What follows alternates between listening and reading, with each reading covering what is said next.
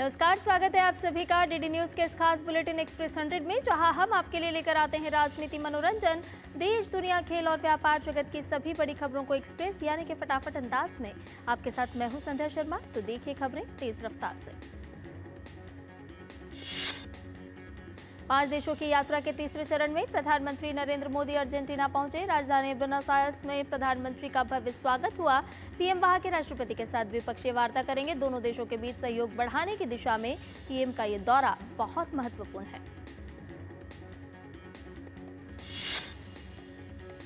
प्रधानमंत्री मोदी का Buenos Aires में होटल पहुंचने पर शानदार अभिनंदन हुआ। पीएम के स्वागत के लिए भारतीय समुदाय उमड़ पड़ा।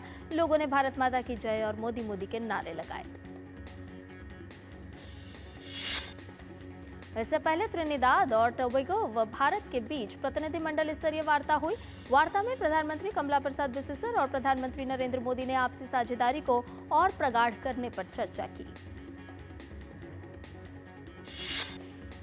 त्रिनिदाद और टोबैगो के दौरे पर प्रधानमंत्री नरेंद्र मोदी ने वहां की संसद को संबोधित किया। त्रिनिदाद और टोबैगो की संसद को संबोधित करने वाले पीएम मोदी पहले भारतीय प्रधानमंत्री हैं। अपने संबोधन में पीएम मोदी ने कहा, भारत में लोकतंत्र सिर्फ राजनीतिक सिस्टम नहीं बल्कि ये जीवन जीने का एक तरीका है।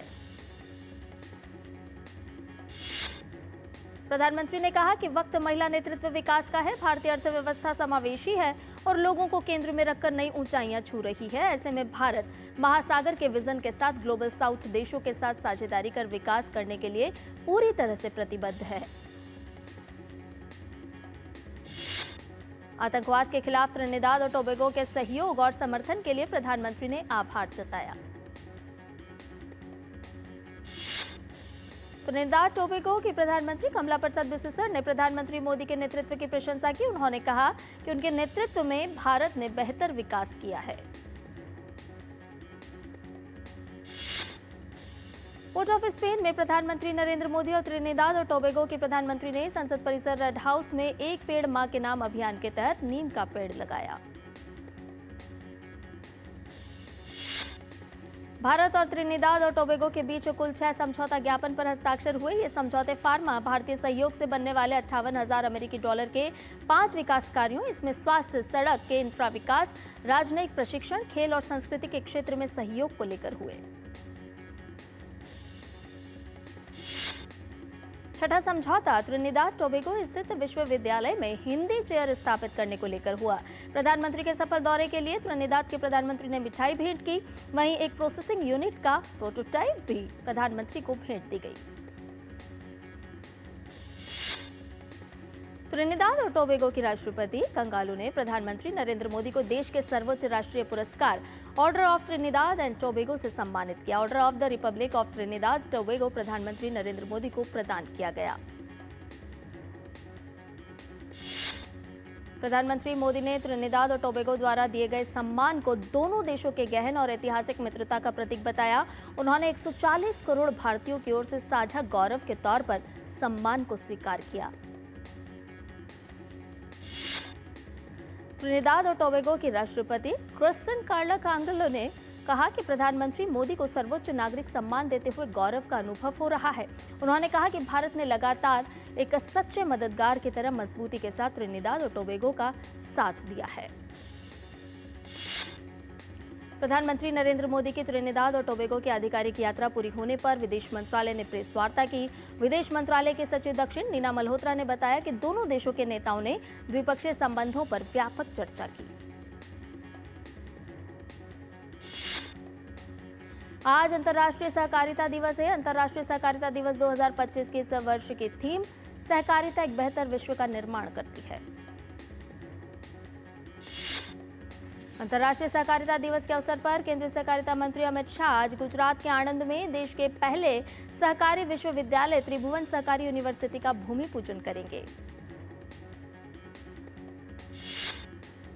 बाबा बर्फानी के दर्शन के लिए लगातार श्रद्धालु भारी संख्या में जा रहे हैं। पूरे जम्मू कश्मीर में उत्सव का माहौल है।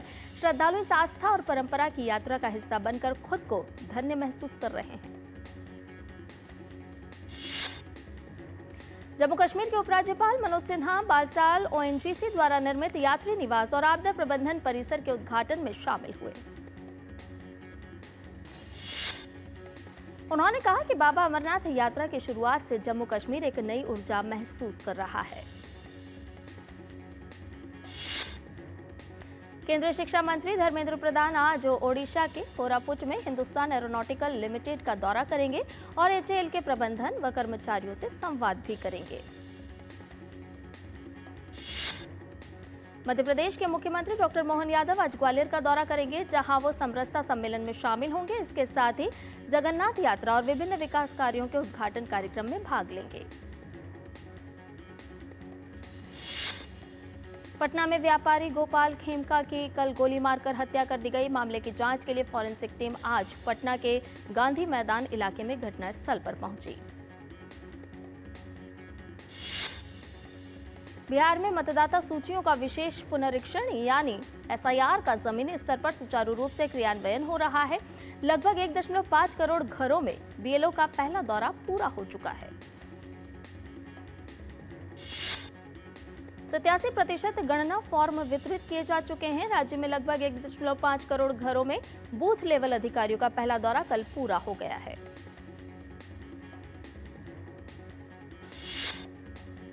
बिहार में आगामी विधानसभा चुनाव से पहले मतदाता सूची पुनरीक्षण को लेकर सियासी घमासान तेज हो गया है। पूर्णिया के सांसद पप्पू यादव और बिहार कांग्रेस के प्रदेश अध्यक्ष राजेश राम ने चुनाव आयोग पर गंभीर आरोप लगाए हैं।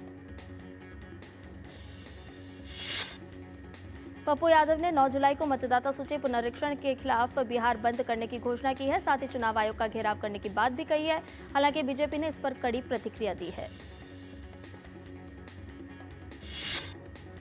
केंद्रीय मंत्री चिराग पासवान ने एआईएमआईएम के प्रमुख की राजद प्रमुख को चिट्ठी लिखे जाने पर कहा कि जिस मुस्लिम वोट पर राजद और उसके नेता अपना आधिपत्य मानते हैं, वो पहले से ही बिखर रहा है।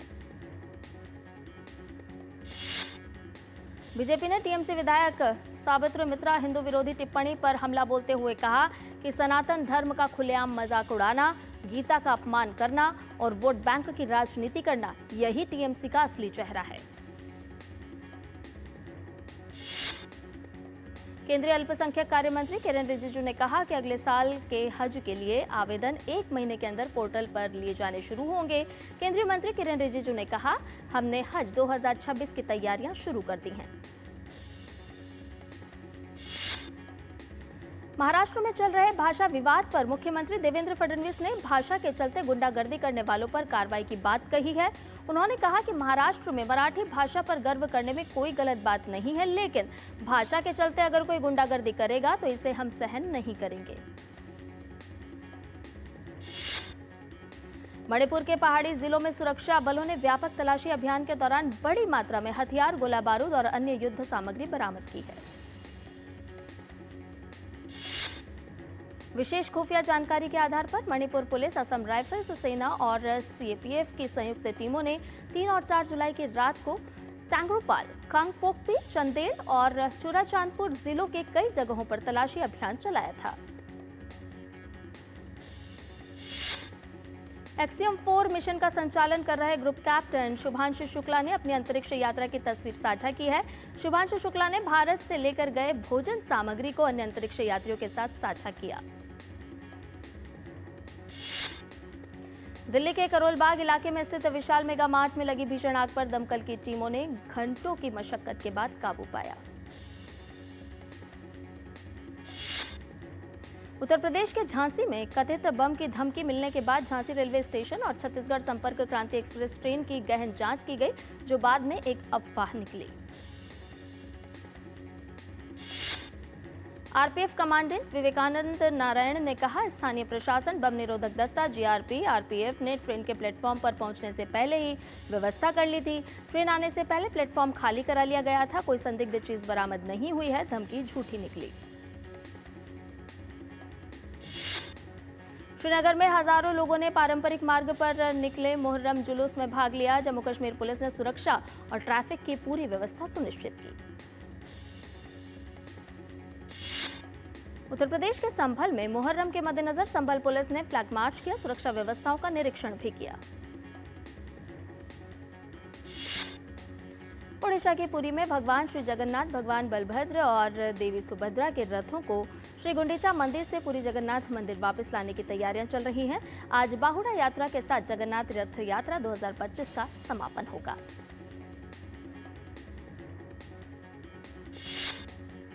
और बुलेटिन में फिलहाल रुकना एक छोटे से ब्रेक के लिए जल्द हाजिर होंगे। दादी के हाथों का जादू और खुशबू से महकता घर। MDH गरम मसाला, असली मसालों से भरा हूँ मैं, क्योंकि हर रिश्ता है स्वाद से जुड़ा। मेरी पसंद, मेरी पसंद, मेरी पसंद, मेरी पसंद, हमारी पसंद, हम सबकी पसंद। मजबूत देश का मजबूत सरिया हो गया स्टील। और ब्रेक के बाद एक्सप्रेस 100 में आपका एक बार फिर से स्वागत है। ये बाकी की खबरों को जान लेते हैं फटाफट अंदाज में। गुजरात में इन दिनों सक्रिय मानसून के चलते बारिश का दौर जारी है। कई जगहों पर भारी बारिश के चलते बाढ़ जैसे हालात हैं। सुरेंद्रनगर में भारी बारिश के बाद जलभराव देखा गया। गुजरात के बनासकांठा के कई इलाकों में भी तेज बारिश हुई। जलभराव वाली सड़कों पर वाहनों को निकलने में दिक्कत हो रही है। राजस्थान के कई इलाकों में भारी बारिश के कारण धौलपुर में जलभराव देखने को मिला। जलभराव के कारण लोगों को आवाजाही में दिक्कतों का सामना करना पड़ा। एक तरफ जहां देश की राजधानी दिल्ली में रहने वाले लोगों को गर्मी से बड़ी राहत मिली है, वहीं कई इलाकों में जलभराव के कारण जनजीवन अस्त व्यस्त हो गया है। मध्य प्रदेश के मंडला में भारी बारिश के बाद नर्मदा नदी का जलस्तर लगातार बढ़ रहा है। नदी का जलस्तर बढ़ने से कई जिलों में बाढ़ की स्थिति बनी हुई है। उत्तर प्रदेश के प्रयागराज में गंगा और यमुना नदी का जलस्तर लगातार बढ़ रहा है। प्रशासन ने संभावित बाढ़ से निपटने के लिए आपातकालीन तैयारियां शुरू कर दी हैं। हिमाचल में मानसून अब रफ्तार पकड़ चुका है। कई जगहों पर भारी बारिश का अलर्ट के मद्देनजर लोगों से बेहद सावधानी बरतने की अपील की गई है। सिरमौर उपायुक्त प्रियंका वर्मा ने कहा, हिमाचल प्रदेश में मानसून थोड़ा जल्दी आ गया और 20 जून से यहां मानसून की गतिविधियां शुरू हो गई। सिरमौर में भी बारिश का आगमन हो चुका है। वहीं मंडी जिले में मानसून ने भारी तबाही मचाई है। भारतीय वायुसेना का हेलीकॉप्टर राहत एवं बचाव कार्यों के लिए मंडी में तैनात है। भोजन और राहत सामग्री के साथ भारतीय वायुसेना का हेलीकॉप्टर रैंकलू हेलीपैड पर पहुंचा। उत्तर पश्चिम भारत, खास तौर पर पंजाब, हरियाणा, उत्तराखंड और पश्चिमी उत्तर प्रदेश में मौसम विभाग ने अगले 3 दिनों के लिए भारी बारिश का अनुमान जताया है।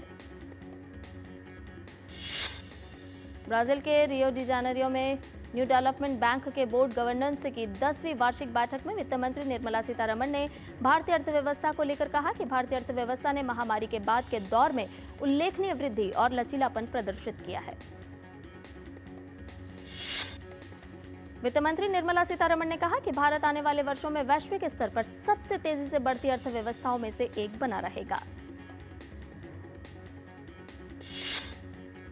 रक्षा मंत्रालय ने लगभग 1.05 लाख करोड़ रुपए मूल्य के सैन्य हार्डवेयर और प्लेटफॉर्मों के लिए पूंजीगत अधिग्रहण से जुड़ी परियोजनाओं को मंजूरी दी। रक्षा मंत्रालय की ये खरीद उच्च गतिशीलता, प्रभावी वायु रक्षा, बेहतर आपूर्ति श्रृंखला प्रबंधन प्रदान करेगी और सशस्त्र बलों की परिचालन तैयारियों को बढ़ाएगी। इसकी खरीद नौसेना और मर्चेंट वेसल्स के लिए संभावित जोखिमों को कम करने में सक्षम होगी। दिल्ली में प्रगति मैदान में आयोजित हो रही 16वीं Toy Biz International B2B exhibition, जहां देश विदेश के खिलौना निर्माता, डीलर और बायर एक ही छत के नीचे आकर अपने प्रोडक्ट्स का कर रहे हैं प्रदर्शन। इस मौके पर केंद्रीय मंत्री पीयूष गोयल ने कहा कि अगले 10 सालों में भारतीय खिलौना उद्योग 10 गुना बड़ा हो सकता है। उन्होंने कहा कि इस 3 दिवसीय आयोजन में भारत की बढ़ती टॉय इंडस्ट्री की झलक साफ दिखाई दे रही है। पेट्रोलियम एवं प्राकृतिक गैस मंत्री हरदीप सिंह पुरी ने कहा कि आत्मनिर्भर भारत के लिए बिजली में आत्मनिर्भरता बहुत जरूरी है और इसमें सौर ऊर्जा महत्वपूर्ण भूमिका निभा रही है। मंत्री हरदीप सिंह पुरी ने कहा कि ग्रीन एनर्जी को बढ़ावा देने के लिए इंडियन ऑयल 36,000 से अधिक रिटेल आउटलेट्स पर सौर ऊर्जा का कर रहा है उपयोग। केंद्रीय एमएसएमई मंत्री जितन राम मांझी ने कहा कि एमएसएमई सेक्टर देश की जीडीपी में 30.1% और निर्यात में 45.73% का दे रहा है योगदान। डीजीसीए की कड़ी फटकार के बाद एयर इंडिया एक्सप्रेस ने अपने एयरबेस A320 विमान में इंजन के पुर्जे बदलने में हुई गलती को स्वीकार किया। एयर इंडिया एक्सप्रेस ने कहा कि मॉनिटरिंग सॉफ्टवेयर प्लेटफॉर्म पर रिकॉर्ड के माइग्रेशन के कारण तकनीकी टीम एक इंजन के लिए ट्रिगर से चूक गई। टाटा स्टील को ओडिशा के जाजपुर में खान उपनिदेशक से 1902.72 करोड़ रुपए का डिमांड नोटिस मिला है। डिमांड नोटिस औसत बिक्री कीमतों की संशोधित गणना पर आधारित है। आईबीजेए के मुताबिक 24 कैरेट के 10 ग्राम सोने का दाम 316 रुपए कम होकर 97,021 रुपए हुआ। वहीं चांदी का दाम 40 रुपए कम होकर 1,07,580 रुपए प्रति किलो हुआ।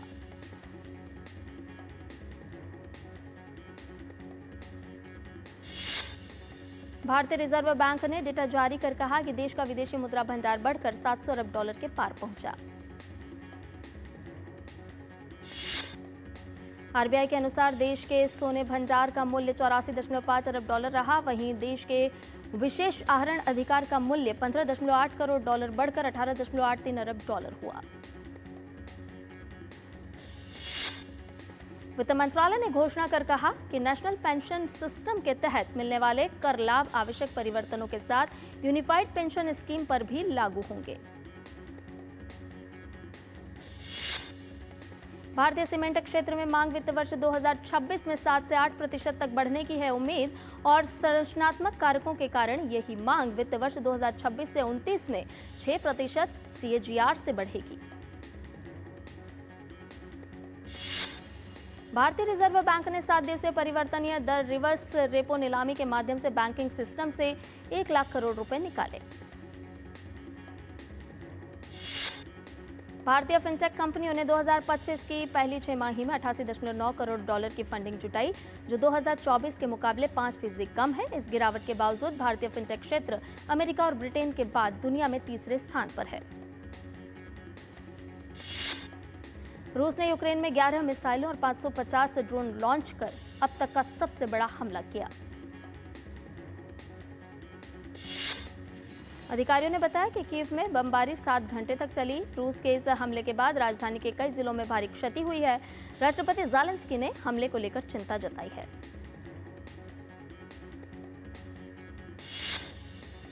अमेरिकी राष्ट्रपति डोनाल्ड ट्रंप ने व्हाइट हाउस में कर और व्यय में कटौती से जुड़े नए कानून पर हस्ताक्षर किए। एक भव्य समारोह के दौरान ट्रंप ने बिल को कानूनी रूप दिया। डोनाल्ड ट्रंप ने इसे अमेरिकी इतिहास में सबसे बड़ी कर कटौती, व्यय कटौती और सबसे बड़ा सीमा सुरक्षा निवेश बताया।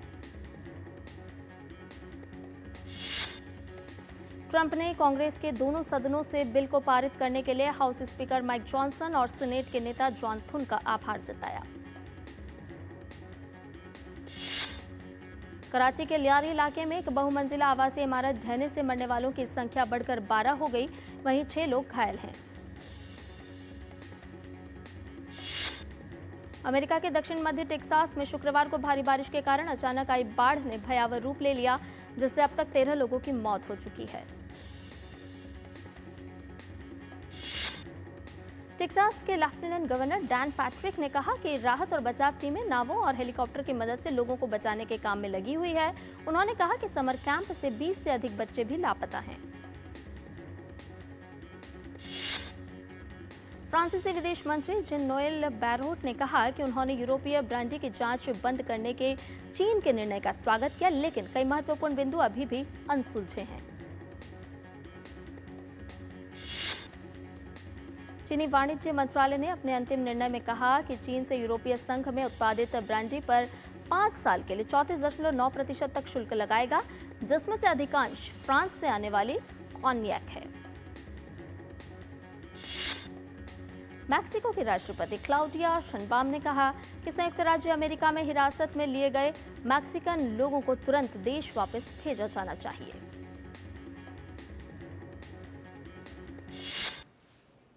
और एक्सप्रेस बुलेटिन में फिलहाल रुकने एक और छोटे से ब्रेक के लिए जल्द हाजिर होंगे।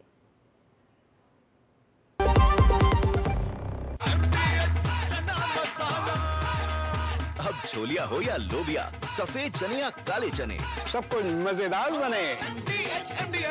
LIC लाया है unit linked insurance plan index plus. जीवन बीमा पाइए और निफ्टी स्टॉक्स के साथ अपने मार्केट रिटर्न्स को तेजी से बढ़ाइए। इस अट्रैक्टिव कॉम्बिनेशन के साथ अपना कल सुरक्षित कीजिए। सिर्फ 2500 रुपए मंथली प्रीमियम से शुरुआत कीजिए। आज ही LICindia.in पर जाएं। ब्रेक के बाद एक्सप्रेस 100 में आपका एक बार फिर से स्वागत है।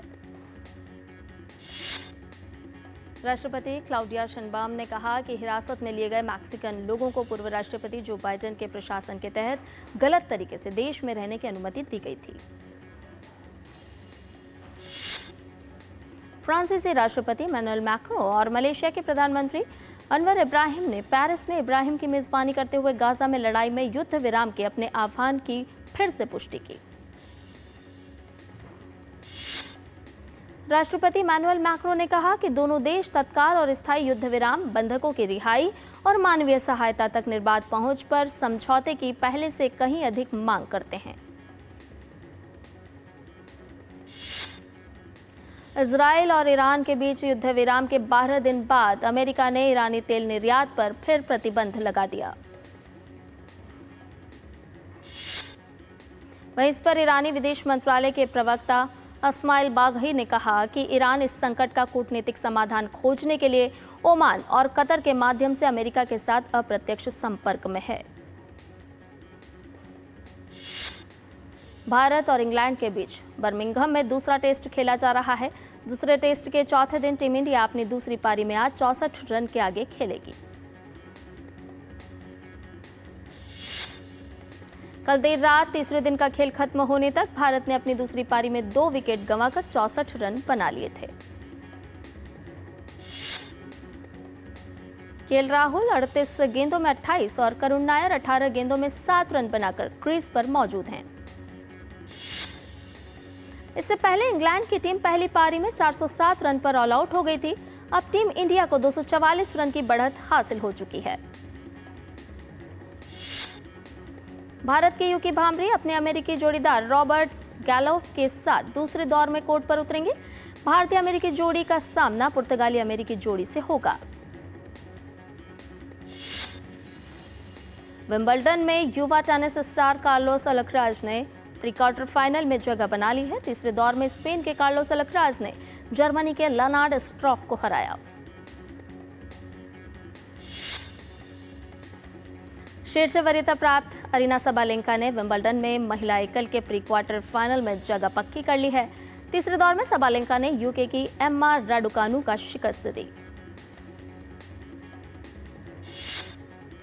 बीजिंग में आयोजित पैरा एशियन तीरंदाजी चैंपियनशिप की W1 कैटेगरी में भारत के नवीन दलाल और नूरुद्दीन ने टीम इवेंट में कांस्य पदक जीता। वहीं पूजा नारा और भावना ने भी टीम इवेंट में कांस्य पदक जीतने में कामयाबी हासिल की। ब्रिटेन के चौथी वरीयता प्राप्त जैक ड्रैपर विंबलडन से बाहर हो गए हैं। ड्रैपर को मारिन सिलिच ने मात दी है। नोवाक जोकोविच ने विंबलडन के तीसरे दौर में जगह बना ली है। शनिवार को होने वाले तीसरे दौर के मैच में नोवाक जोकोविच का सामना हमवतन कैकमानोविच से होगा। दुनिया के नंबर 1 टेनिस खिलाड़ी यानिक सिनर शनिवार को विंबलडन में तीसरे दौर का मैच खेलेंगे। तीसरे दौर में सिनर का सामना पेड्रो मार्टिनेज से होगा। डिफेंडिंग चैंपियन बारबोरा क्राचिकोवा ने विंबलडन के तीसरे दौर में जगह बना ली है। शनिवार को तीसरे दौर में क्राचिकोवा का सामना एमा नवारो से होगा। 5 बार की grand slam champion Iga Swiatek Wimbledon के तीसरे दौर में पहुंच गई हैं। शनिवार को तीसरे दौर में श्वांतेक का सामना डैनियल कोलिंस से होगा।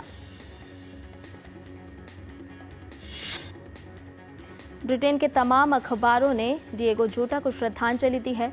लिवरपूल के फुटबॉलर डिएगो जोटा और उनके भाई की एक कार दुर्घटना में मौत हो गई थी। फुटबॉलर डिएगो जोटा को श्रद्धांजलि देने का सिलसिला जारी है। लिवरपूल के प्रतिद्वंदी एवर्टन के प्रशंसकों ने भी एनफील्ड स्टेडियम के बाहर जोटा को भावभीनी श्रद्धांजलि दी।